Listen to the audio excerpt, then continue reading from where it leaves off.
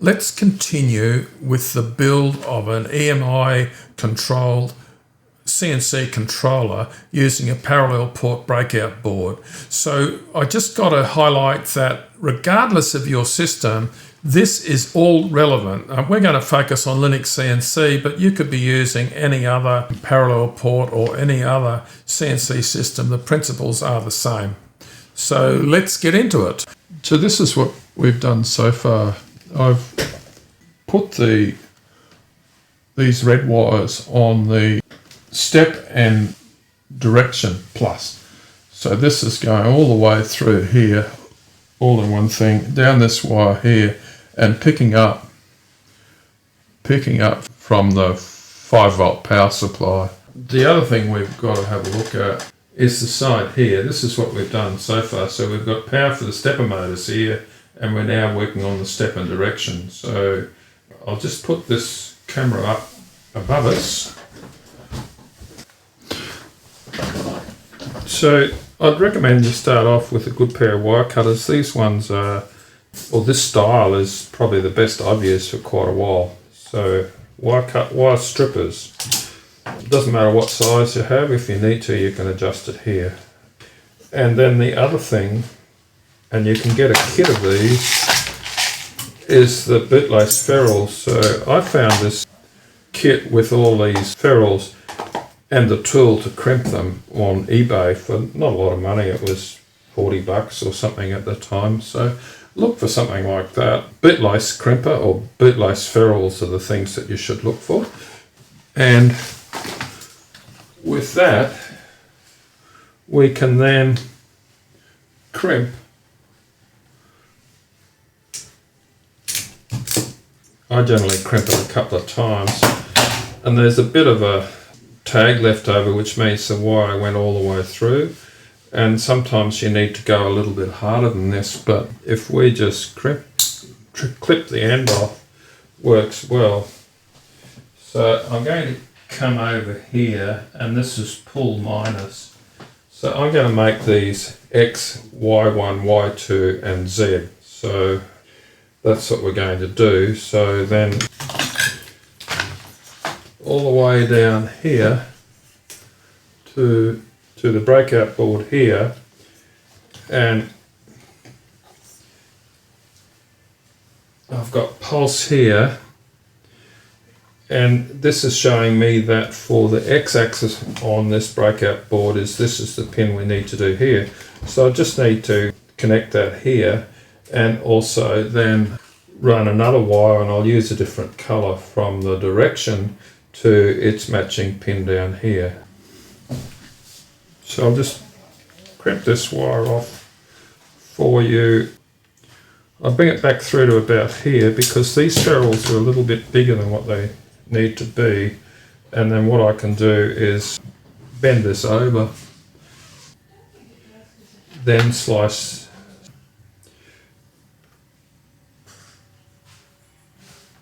Make sure it's properly seated, and then I can grab my crimper and slide it in and actually gently push it in there a bit so there's a bit of positive pressure on it, and crimp it.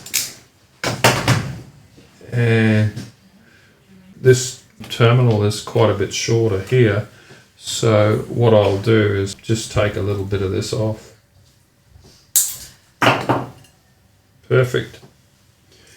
And we said this has to, I might go under the board here, and we said X1 is pulse.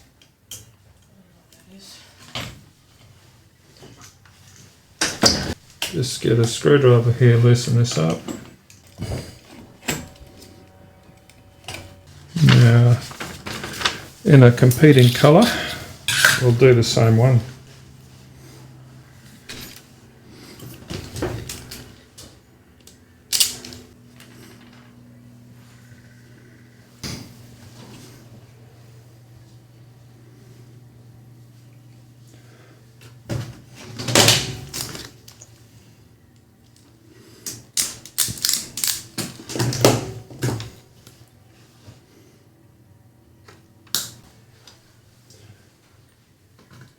So we're using orange for direction.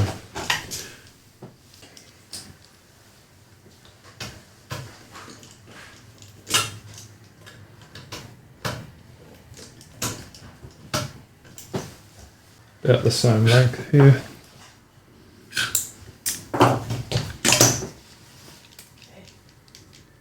Another ferrule, push it up tight.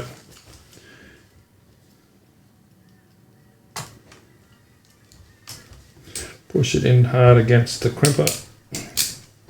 Remove a little bit of this because it's too long. And that can now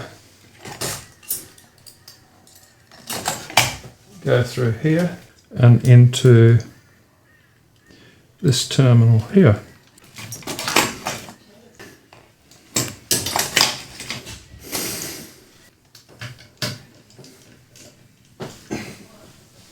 There we go, X-axis completely wired up minus a motor. That'll be easy. If this content is of interest to you, it would be fantastic if you would take the time to support the channel by either liking and subscribing or ducking over to MrRodW, where you can buy me a coffee or join the crew by a pre-built installer for LinuxCNC that fully tunes your system. Without further ado, let's continue back to the program. So I'm all set now. I've moved all our control board over to the other side of the room so that we can see, we can get over it, because I had to get close to a computer. So I've got that there, and I've got our overhead camera set up again, which is actually my phone. And finally, I've got a PC running LinuxCNC. So let's get into this. We'll just close this. These ports here, 1 and 2. So that's my Estop in, and this one here is a sensor here for home, and this is an NPN sensor, proximity sensor. I think it's normally open, but it doesn't really matter whether it's open or closed. We can change things around easily.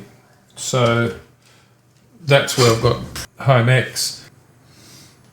So we'll just go back over to run StepConf. We'll go into the main menu here, go CNC, and our wizard that we want is here. This will configure our system for us. And we'll just show you how quick and easy this is. I'm going to call this MyMill 6 because I've got a few of these. We're just going to go with a straight XYZ system, but we're going to go metric because that's the only way my brain thinks these days. And we'll just leave these all pretty much the same, except we will go, this is Estop in on this particular board, that's probe in. Pin 12 is Home X, Home Y, Home Z. We'll go forward to the next page. We're going to use the Axis GUI, which is the standard old-fashioned one. And there's a couple of nicer ones here. The QT Plasmac is the plasma one. QT Dragon is a very nice touchscreen mill, and Jima Kapai is been around for a long time too, but it's a much more touchscreen based environment as well. So we'll go through here. Now we're just going to set up each configuration for each stepper drive or each axis. So 200 steps per revolution, driver micro stepping at 2. So that'll be 400 pulses around the system. So that means we have to set our driver to be the same. So we're just going to keep this simple. We're going to assume it's a 5mm pitch lead screw and maximum velocity. This is not in millimeters per minute, it's millimeters per second and millimeters per second squared for acceleration. Travel, we're just going to do simple, accept the defaults, axis Y, forward, axis Z, all the same. PWM, what frequency you're going to run that at, what's our minimum speed and maximum speed. In my case, that's actually 24,000 RPM, so, but we'll leave it for that for now. And we're done. So now there's two things have been created over here. I'm not going to launch that straight away. I want to edit some files here, and I want to talk about this. So in LinuxCNC, under your home folder, there's now a LinuxCNC folder, and all your G-code files are designed to live in here, and your configurations, and I've got a lot of them sit in here for me. So, but we'll just go through into that. There's only two files that are important here, the HAL and the INI file, and a couple of other extra ones. Custom will be called, and you can put stuff in there that won't be deleted if you run something again. And post GUI will be run after the GUI opens. Some pins might be created by the GUI, so you can't access them in HAL until that GUI has opened. So I want to open this one. I'm using Genie text editor, and I want to just copy these two lines here to get our Estop latch running. I don't care what people tell you about how to configure an external Estop. The correct way to do it is to use Estop latch, and that can be used for multiple latches, Estops, door latches and things like that that are part of your safety circuit. Now, I won't say that this is a valid safety circuit in terms of modern technology today, but it allows you to build in software exactly what you would do with a safety circuit on a safety reload. Now, there's a little bit more that I want to get down the bottom here. I'll grab it from this one.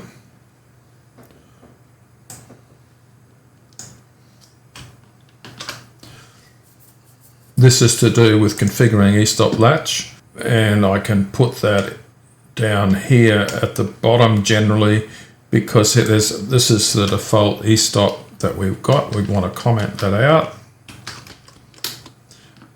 and put our Estop latch in. Estop latch can be quite confusing when you use it, but if you think of each Estop switch as having its own latch, you can build in an Estop chain. So, and at the very end of it, when LinuxCNC says it has been told, the user has said, I want to run this one here. I want to get out of Estop. So you say, I'm ready to get out of Estop.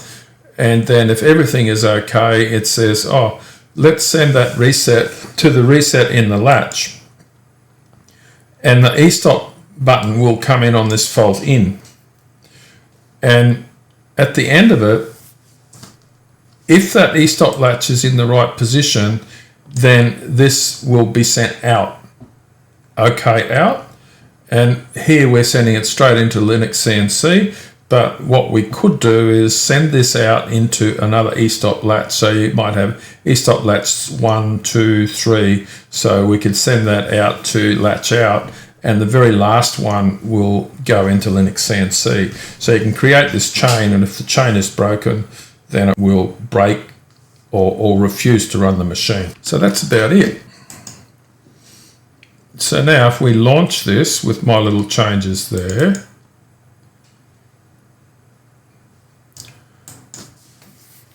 couple of security things around Linux, and then we should now, if I press the Estop button, I've got this pressed in, so I won't be able to get out of Estop. I did something wrong. I've only got one Estop, one home sensor, so I just need to go back into here and home X, Y, and Z, and then home X, home Y, I want to make that home X, and home Z, I want to make that home X. So for the purpose of this demonstration now, this will be the home sensor for all axes. So with that back on,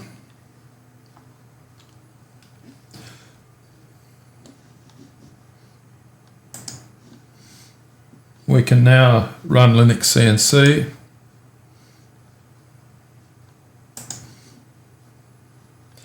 And we'll go to MyMill 6.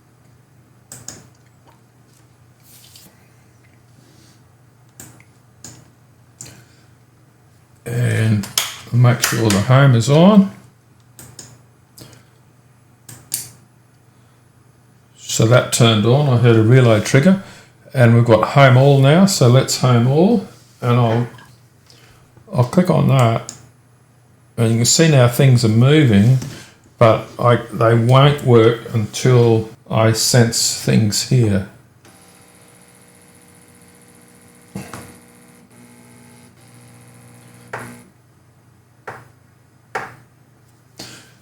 Now, the way homing works with LinuxCNC is that it will find the home switch and back off it, and then it will go forward again at a much slower rate to get a more accurate position. And you can see now that everything has been homed. And that means if we duck over to the overhead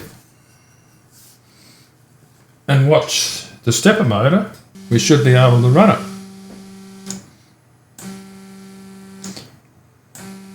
Direction is right. I haven't got motors on Y and Z, so there you have it, guys. That's a working LinuxCNC machine in very short time.